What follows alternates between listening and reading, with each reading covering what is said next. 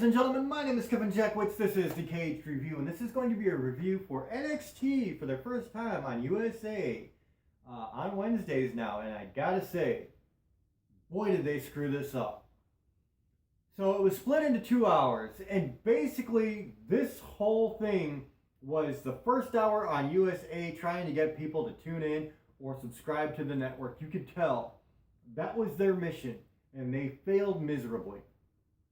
So you got to remember, there's a lot of people who are hardcore WWE fans who've never even seen NXT. And this was not the way to pull them in and get them really excited. They should have done an NXT Takeover level program, 2 hours, to get people invested into NXT. Instead, what they got was half a show that was really nothing. You start out with a Triple H intro. He's talking it up. It shows, people going through gorilla position into the arena. The crowd pops. They do the intro, and then it's right into the number one contender spot for Shayna Baszler. And this is Io Shirai versus Bianca Belair versus Mia Yim versus Candice LeRae. So you have some very good female talent here. And the match itself, I really liked. Like, it really kicked off into a good match. And I think that all four women had some, they had their own highlight, their own spot. And at the end of the day, Candice LeRae wins. I think she's never had a spot before, a championship match or anything like that. So I was pretty excited about that. I felt like it was good. And then Shayna Baszler, Jasmine Duke, and Marina Shafir, they come down and they're kind of intimidating Candice LeRae, and it was a good start to the show. And then you get Sean Maluda versus Cameron Grimes, and going back to what I was saying about NXT and getting people really invested in NXT, these are guys that, as far as I know, aren't even that well known in NXT yet. Because I'm unfamiliar with both of them. And it lasted all of a minute. Like, the entrances, Cameron Grimes hits Sean, and the match is over. I feel like that's just a massive waste of space for your very first cable network program. That's just how I feel. That was just an entire waste of space. Then you get the Velveteen Dream versus Roderick Strong, and this is the very last match of the first hour of this this show. And good match for what it was.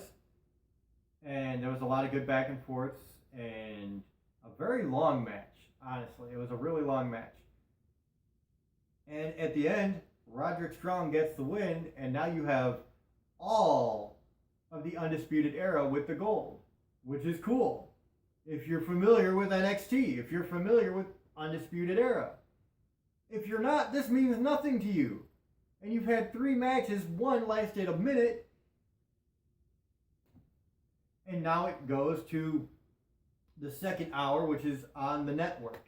Which I feel like that's a miss, a big miss. So the second hour starts. It's Pete Dunne versus Arturo Ruas, and I'm not very familiar with Ruas. I guess he's fairly new. Somebody correct me if I'm wrong on that. But good match, very hard hitting, like really hard hitting, honestly. At the end of the day, Pete Dunne gets the win, and then you go to Xia Ling versus Aaliyah with this Vanessa chick. I don't even know who she is.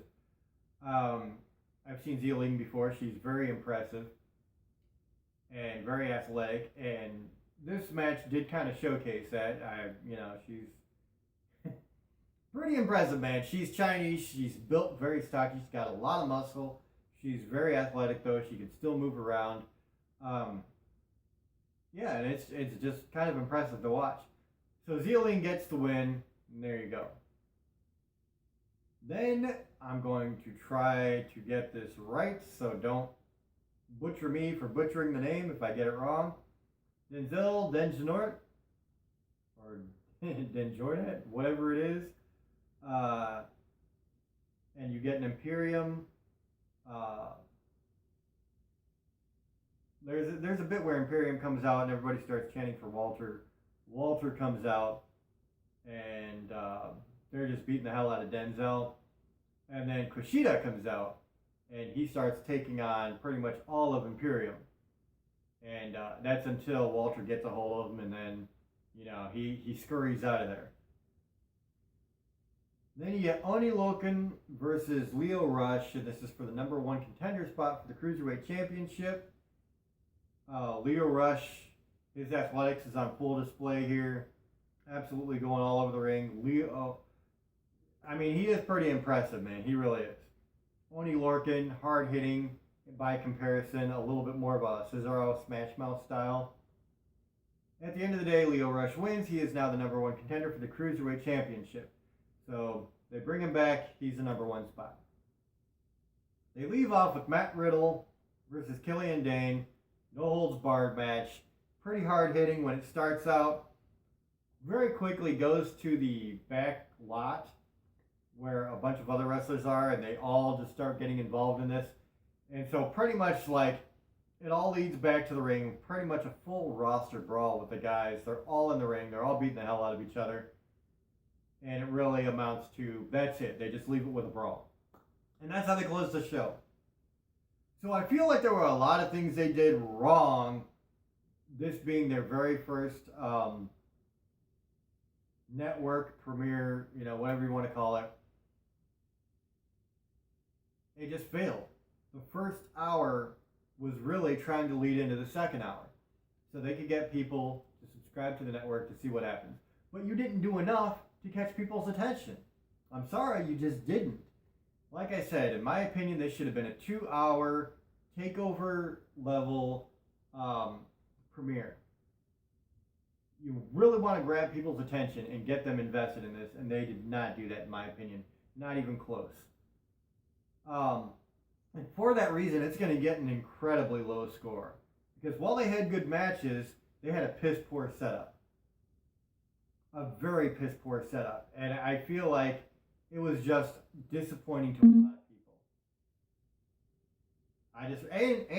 To top it off, from what I understand, now I didn't have any network problems with this, but apparently a lot of people had problems with the network for the second hour.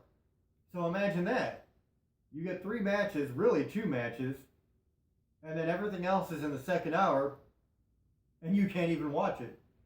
So that's just bad, dude. It's just bad. So for that reason, it's going to get a 3 out of 10. 3. And I don't know that it deserves that. And the reason I'm saying it gets the 3 is because they had a couple of good matches there, man. They did. But some really piss-poor execution. Really bad. Really, really bad. So that's where I'm at. Let me know what you guys think in the comments below. If you enjoyed this, hit the like button, subscribe, and share. My name is Kevin Jackwitz. Cage Nation, out.